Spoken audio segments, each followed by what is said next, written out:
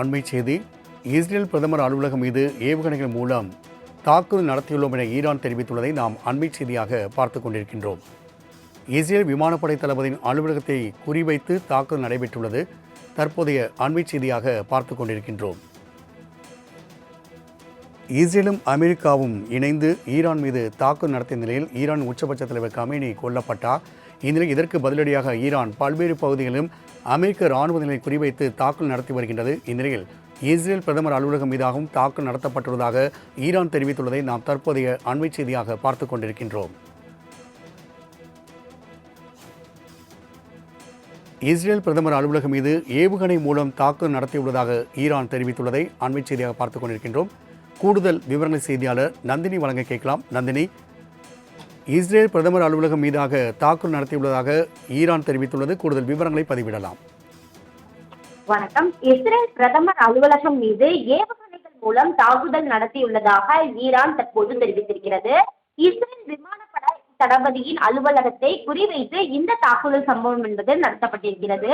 Israel பிரதமர் Netanyahu அலுவலகம் மீது தாக்குதல் நடத்திய நிலையில் பரபரப்பு காணப்பட்டிருக்கிறது.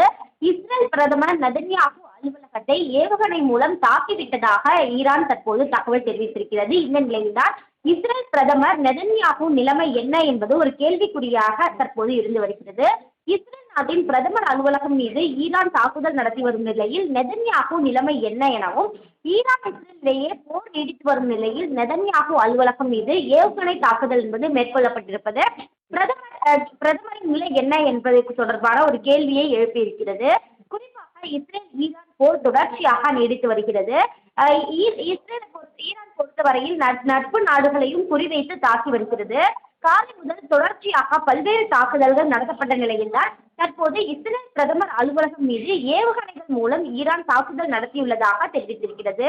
இந்த நிலையில்தான் இஸ்ரேல் பிரதமர் நெதன்யாகு அலுவலகத்தை தாக்கிவிட்டிருக்கக்கூடிய நிலையில்தான் இஸ்ரேல் பிரதமர் நெதன்யாகு நிலைமை என்ன என்பது ஒரு கேள்விக்குறி எழுந்திருக்கிறது.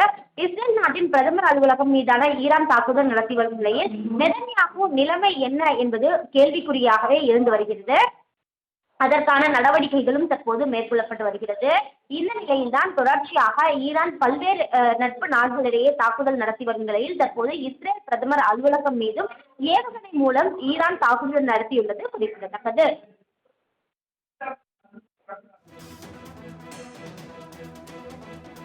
நந்தினி, தகவலுக்கு நன்றி.